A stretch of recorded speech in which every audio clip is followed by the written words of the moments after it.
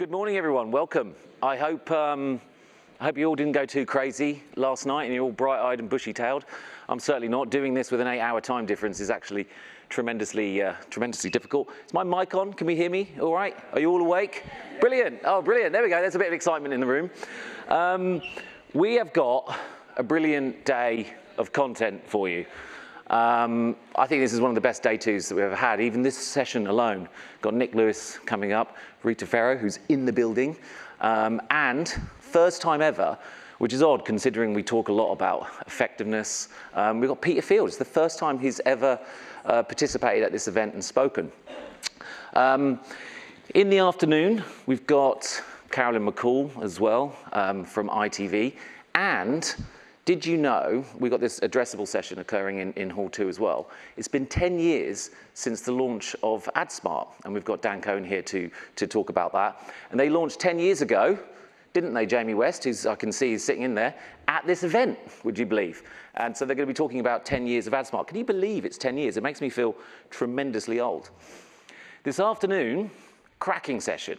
Ian Whittaker's going to stir some shit up, and then we're going to have the 3 commercial broadcasters who, again, I've never had together on stage, talk about some of the things that we heard yesterday and some of their challenges moving forward and how they're working together to solve those.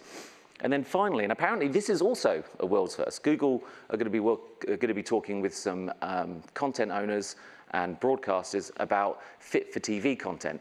Usually a subject that they don't like talking about, but they're going to be discussing it here today.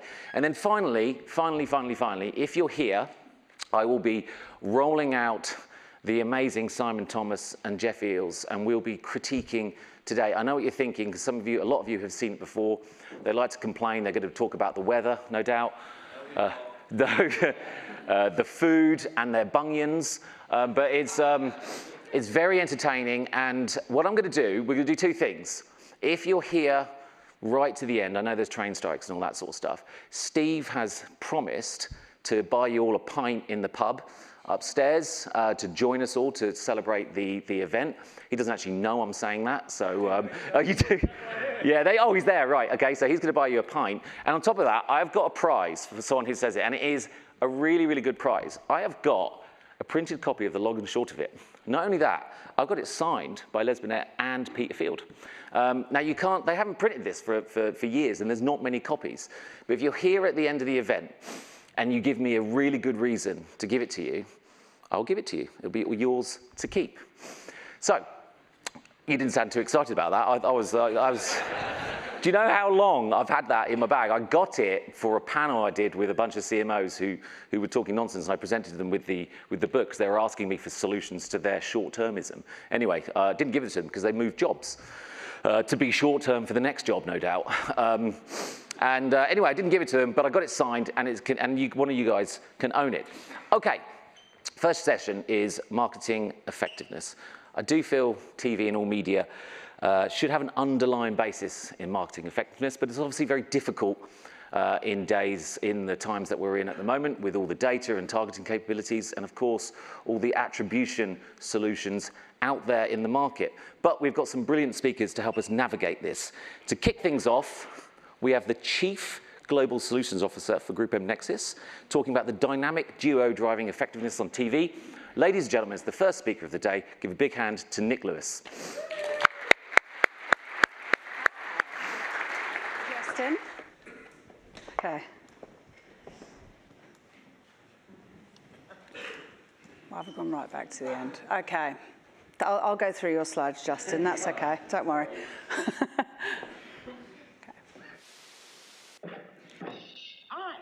I'm Poppin' Fresh, the Pillsbury Doughboy. Once upon a time, TV advertising was one spot, one message. Tastes good as fresh perked. One creative. Auntie's new jam tastes better than mine. One audience. The lady loves milk tray. Imagine if your TV advertising creative had the power to make people feel things, engaging left and right-hand brain, directly impacting long and short-term purchase behaviour, market share and brand recognition, reaching different households with different versions of your story based on what we know about them. Different audiences, different need states, different messages, with addressable creative, delivering relevant broadcast quality advertising across all devices, showcasing your brand on the biggest screen in the house, capitalizing on the highest levels of attention via the most trusted medium, making viewers laugh or moving them to tears, building emotional connections through shared viewing.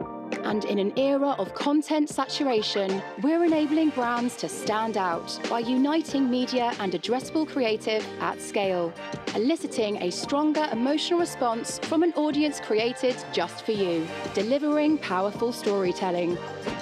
Our ambition is that by 2026, every impression we serve will be fully addressable across the media placement and creative landscape, delivering unmatched outcomes for brands and advertisers. We are reimagining TV advertising.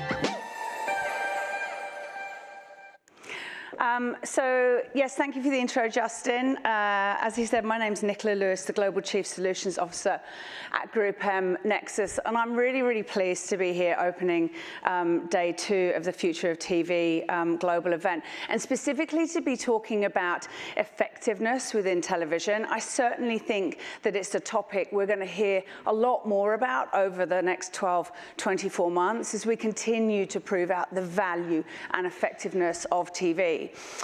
This time last year, I stood on the stage and I spoke about TV's great sort of creative awakening, and that was through the power of creativity. And so to be here to kind of build on that this year is a real thrill. But it's been really, really necessary over the last 12 months to start to put strategies in place that allow us to really prove out that effectiveness across attention, across audience insights, and great creative. And so today, and over the next sort of 16 minutes, I'm going to talk about the relationship between attention, addressability, and emotion in order to captivate audiences through innovation. I always like to start a session by just pausing and kind of celebrating the scale of the industry that we're in. And this is a global value of addressable TV forecast by GroupM by 2025 of $45 billion. Now that's huge. But what that shows is that TV is super effective, it's great, it's alive, it's powerful, and the experience for the user continues to get better and better almost on a daily basis. But again, we've got to keep working hard. This number isn't just going to happen. We need to continue, as I said, to prove out the value and the effectiveness of TV in the total landscape. So in 2022, we heard from Karen Nelson-Field, Rob Britton, and Orlando Wood about the triple jeopardy of attention, and that was in Cannes in 2022. And really, since that point at GroupM Nexus, we've been purposefully pursuing attention and what it means within specifically the connected television space. In 2023, again at Cannes, the same three brilliant minds came together and really proposed this notion of the triple opportunity of attention for advertisers, and specifically how advertisers can use attention to create what they termed in really lovely basic language, I think, very large business impact. And what that was to say that actually the creative matters and the level of attention and emotion garnered through the creative matters. The platform matters as well, a high impact, attentive platform, and that combination and the impact on share of voice. What we've also learned working through with the likes of Karen Nelson-Field and Amplified Intelligence over the past few years, again, is that importance of the platform.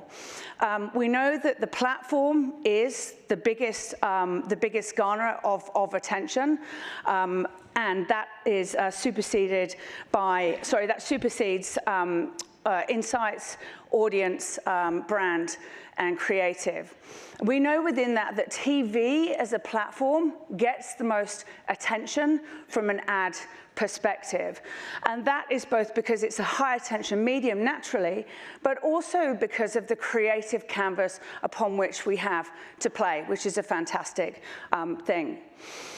We also know off the back of that within that CTV or CTV within the TV family is the platform that garners, again, the most attention. And then actually the audience relevancy matters and impacts creative.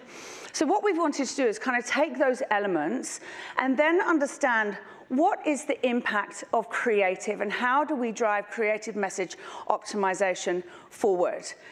And what is the creative effect on television if we combine the three? So in March this year, in partnership with System 1, who honestly have been an amazing partner to work with, we undertook a research piece to really understand the effect of creative. We tested 46 addressable TV ads from a number of segments and industries, so there was a really nice spread across the sectors. 13,000 people from broad addressable audiences, and importantly, in multiple markets. So obviously within the UK, the US, Canada, and Australia. The results of the research were actually really, really impressive. And what we were able to see is that there's a stronger creative effect on both brand and sales activation. Importantly, we were able to identify 3 ingredients or metrics that would allow us to create a framework for pre-campaign enhancement, mid- and post-campaign optimization. Broadly speaking, they are the ones on the screen behind me. So the first was a star rating, so that stronger, longer lasting effect of effectiveness, a spike rating, a stronger impact on short-term effect, short-term sales, and then a fluency rating, which was a stronger emotional intensity towards the brand and a recognition of the brand almost immediately and ideally as quickly as possible. You can see the numbers up there are significant, from a 25 improvement in long-term effectiveness to a 6% improvement on short-term effectiveness uplift in sales, up to 11% improvement in emotional intensity. So we knew that we had these 3 metrics that we could look at from a pre-campaign enhancement perspective, which was the star rating, A, spike, B, fluency, C. What we then wanted to do was to test this against creative, obviously the next logical and important step.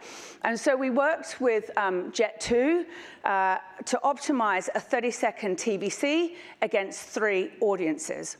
I'm not going to take you through all 3 audiences because I promise you by the end of this presentation, you will not get this song out of your head and you'll be humming it all day and you'll blame me for it. So I'm going to take you through just the one version, which is the young couples version. As you can see on screen here to my previous slide, we exposed the ad to 2 audiences. A broad national audience, and then we drilled that down to a younger couples sample, which was around 16 to 34-year-olds. We've got our star rating, which pertains to that long-term effectiveness, and then we have, our star rating, yes, long-term effectiveness, and our spike rating, which was that impact on short-term effectiveness, short-term business impact. In terms of the ratings themselves, we've got a scale of 0 to 5 on the star rating, and then in spike rating, it's based on an index. And so I'm going to play the ad, and you can see the impact of us drilling that down into a young couples audience. On this slide here, you can see that the technology that we used with System 1 was based on eye tracking and face tracking. So on the right-hand side at the top, the face trace is that emotional response to the ad as the ad plays. And the second is the fluency trace, which is essentially looking at how quickly the consumer or the audience recognize the ad. Protected. As you can see, it's important that the recognition of the ad comes as quickly as possible, but we use this across those 46 ad versions. What we also were able to get was some qualitative data that we could build on top of this young couples segment, or this young couples ad. You can see here on a broad audience level, from a qualitative perspective as well, things that are resonating within the ad is it's sunny, that the 22 kilo of baggage is a good offer, it's free. But what is not resonating, as you can see from the key on the left-hand side, is that there's more thin people pretending within that ad. That wasn't resonating with that broad audience. If we look then at a UK national young couples, again, you can see the free baggage, that is continuing to resonate. It's looking awesome. It's making them want to go on a holiday. They're feeling warm, positive, emotional response to the advertising, but they're not there for wanting a holiday and can't go because of the price point, can't afford it. And so if you then take that down to a further level, to a Leeds region, young couple, you can start to see what's really going to have an impact on the ad itself. And that's proximity to Leeds Bradford, that's a great price, it's easy for me to reach, it's reducing the hassle. So it's all of those really meaningful elements in life that are starting to resonate. So when we put that all together, you can see that we actually start to see an ongoing increase, particularly with the regional level, within those star and those spike ratings. And those are on screen here. So significant, when you actually drill that right down using the quantitative and the qualitative, you're actually at the top of the star rating, so that real brand connection, and you've gone up to 1.78 on an index on a spike rating, so that bigger propensity to want to actually purchase that holiday. So I'll show you this version. Look out for the end 5 seconds, because really that's where the change was. All we looked at was changing M frames, some price cards, and putting in a QR code into the creative.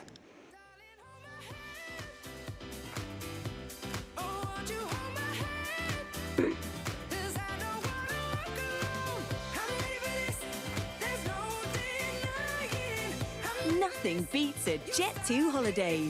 Book now for this summer from Leeds Bradford Airport and take everything you want with you, with 22 kilograms of baggage included. Jet2 Holidays. Package holidays you can trust. Aptra or protected. So importantly, this is something that we're taking forward, as I said, in UK, US, Canada, Australia, and in fact in India this year. So really, really positive piece of research.